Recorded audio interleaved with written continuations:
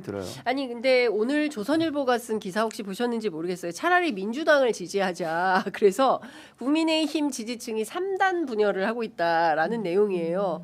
그러니까 지금 뭉쳐서 선거를 해도 모자랄 판에 한동훈 제명시키는 장동혁의 리더십에 대해서도 비판이 있고 반대로 또 장외투쟁을 하면서 당을 저격한 앞서 말씀 주신 대로 장동혁 대패해라 누가 보더라도 그래야 자기의 정치 공간이 열리니까 누가 보더라도 이런 뻔한 수를 또 한동훈 대표가 쓰고 있는 걸로 추론이 되지 않습니까? 그러니까 그런 측면에서 보면 망해라 망해라 망해라 이제 이렇게 가고 있는 상황에서 차라리 이 당 말고 민주당의 보수 블록을 지지하겠다 이런 사람들이 많아지고 있다는 거예요. 그게 조선일보에서 얼마 전에 그 정우상 논설위원 썼던 칼럼도 같은 예. 맥락으로 제가 이해가 되는데 네. 일본 자민련처럼 자민당처럼 이 보수 진보 여야 역할을 다 한 당이 견지할 수 있는 상황으로 간다라는 거예요. 네. 이게 서울대 그 강훈택 정치학 교수님도 진단을 최근에 그렇게 한 것으로 알고 있는데, 그러니까 민주당 내 여러 뭐 갈등 요소도 있고 한데 이게 야당이 여당을 직격하거나 했을 때 뭐 이를테면 뭐 검찰 개혁도 마찬가지고, 근데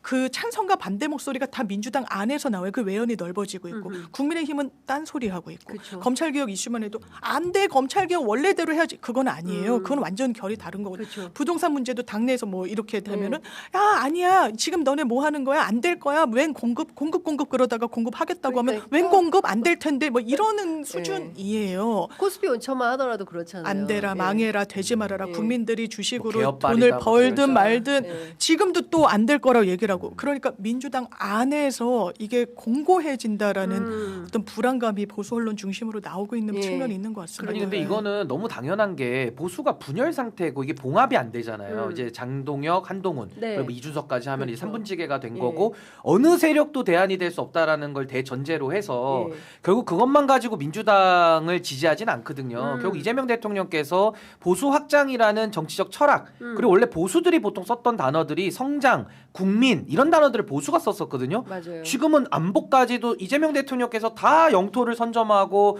내용을 다 선점해 버렸기 때문에 이제는 그 안에서 장동혁도 싫고 한동훈도 싫고 이준석도 싫다. 그럼 그 나머지 포션이 제가 볼 때 10%는 넘어요. 10에서 15%는 되는데 그분들이 이제는 나 그럼 민주당 찍을래. 오히려 민주당에 가서 이재명 대통령 성공을 오히려 더 돕고 그걸 통해서 오히려 나라를 정상화시키는 게 더 현실적이고 빠르겠다. 이 판단도 같이 들어가 있는 거거든요. 그래서 저는 오히려 지금의 저 국민의힘의 봉합이 어려운 저 분열은 결국 보수 소멸을 더 보수의 종말을 가속화시킬 뿐만 아니라 이재명 정부의 중도 보수 확장에도 많은 도움이 되는 건 사실이다. 실제로 지난주 금요일에 발표된 그 갤럽 여론조사를 보면 제명하고 또 단식하고 나서 뭔가 대표가 단식을 하면 최소한 어떤 동정 여론이라도 형성이 돼서 지지율이 올라야 되는데 아니에요. 오히려 더 떨어졌어요. 지금 더불어민주당 44, 국민의힘 25이거든요. 사실상 20%포인트나 격차가 나는 정도면 이거는 게임 오바다. 그런 생각마저 들어요. 그러니까 한동훈은 한동훈인데 그럼 장동혁으로 돌아와서 뭉치면 살고 흩어지면 죽는 게 완전히 정치권의 셈법 공식이에요. 이건 흔들리지 않는. 한동훈 떼고 아마 이준석 같이 안 할 걸로 보이는데 이런 국면 속에서 선거 승리를 어떻게 장담하겠다고 하는 건지 아마 그런 셈법 전략이었을 수는 있을 것 같아요. 우리 지지층을 단단히 다져야 거기에 진독층도 얹을 수 있고 확장성도 가져갈 수 있다. 그런데 지금 고성국 씨 뭐라 그럽니까? 전두환 얼굴 걸어라 이러고 있어요. 그러니까. 부정선거 얘기하면서 지금 이러는 국면에서는 왼쪽으로 1도씩 갈 수가 없는 자기 이 철창에 갇혀버렸다.